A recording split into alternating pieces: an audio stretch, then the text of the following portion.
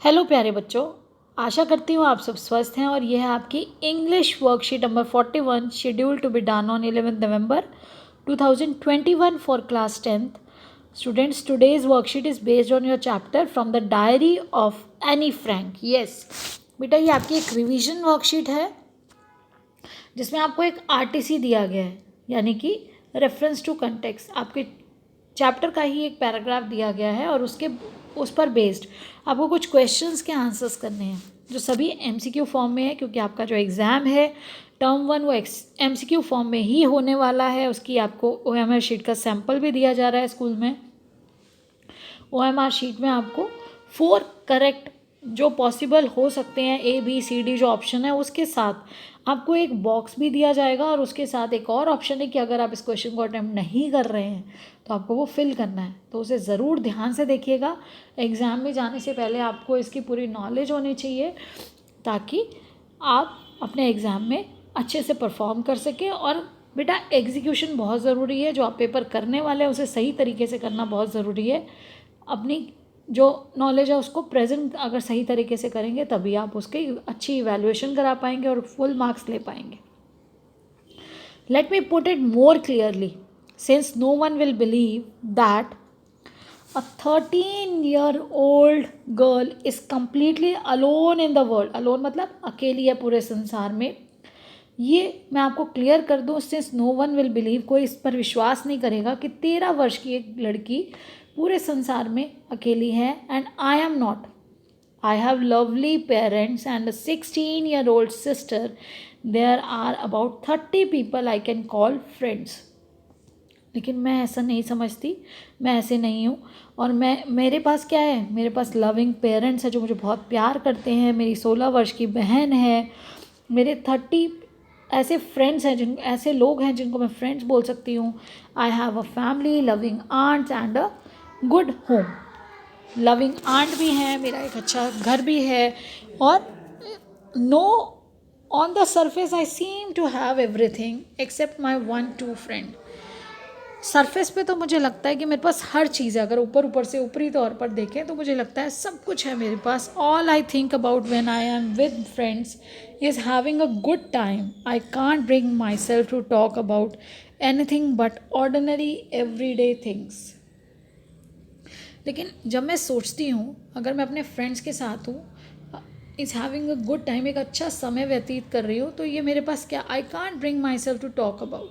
मैं ज़्यादा बात नहीं कर पाती हूँ. अगर मैं बात भी करती हूँ तो ज़्यादा क्या, साधारण बातें जो दिन प्रतिदिन की साधारण बातें हैं, सिर्फ वही मैं बात आपस में उनके साथ करती हूँ या कर सकती हूँ. क्यों? क्योंकि उसके अलावा कुछ खास वाली बात नहीं है. तो मुझे क्या चाहिए, एक ट्रू फ्रेंड चाहिए. तो देखिए अब कुछ क्वेश्चंस हैं जो इस पर बेस्ड हैं. What do we get to know about Anne when she says the following. हमें एनी के बारे में क्या पता चलता है जब वो ऐसा कहती है, I can't bring myself to talk about anything but ordinary everyday things.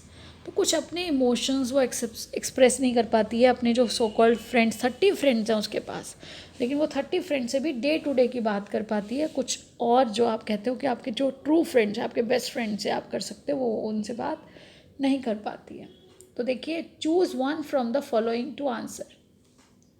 She is proud of her ways. No. She is struggling to strike conversations. She is unsure of her own thoughts. She is unable to have satisfying conversation. जो conversation वो कर पा रही है वो साधारण बात, तुमने ऐसा किया, तुमने ये लिया, जनरल जो आप किसी से भी कर सकते हैं, वो एक ट्रू फ्रेंड वाली फीलिंग उसको नहीं आती, तो वो भी सेटिस्फाइड नहीं है. From the option given below identify any stone in the extract. तो एनी की टोन कैसी है, रेस्टलेस है, डिससेटिस्फाइड है, स्केयर्ड, डरी हुई है, हर्ट है कि किसी चीज़ ने उसे किसी वजह से उसे बुरा लग रहा है. तो यहाँ पर क्या है, डिससेटिस्फाइड है, वो संतुष्ट नहीं है. Choose the most appropriate option. How does Nelson Mandela define the meaning of courage. तो हमने चैप्टर में पढ़ा था लॉन्ग वॉक टू फ्रीडम, जिसमें नेल्सन मंडेला जी ने हमें बोला कि एक्चुअल जो फ्रीडम है वो क्या है, एक्चुअल जो करेज है वो क्या है. तो एक्चुअल करेज है ट्रियम्फ ओवर फियर. बिल्कुल सही. देखिए, ट्रियम्फ ओवर लव या ट्रियम्फ ओवर सेल्फिशनेस या पावर्टी, ये सब नहीं है। हमारी विक्ट्री हमारे खुद के डर पर जब हम जीतेंगे तभी हमारा रियल करेज, उसे रियल करेज कहा जाता है। तो नेक्स्ट देखिए, नेक्स्ट क्वेश्चन है where did the ceremonies take place. तो जो सेरेमनी हुई थी, ओथ टेकिंग सेरेमनी थी, वो कहाँ पर हुई थी? Rock stone amphitheatre, sandstone amphitheatre, glass stone amphitheatre या नन ऑफ द अबव। तो बेटा एम्फी थिएटर होता है ओपन थिएटर, आप सबने ये तो याद कर लिया था कि एम्फी थिएटर, और यहाँ एम्फी थिएटर में AMPHITEATRE।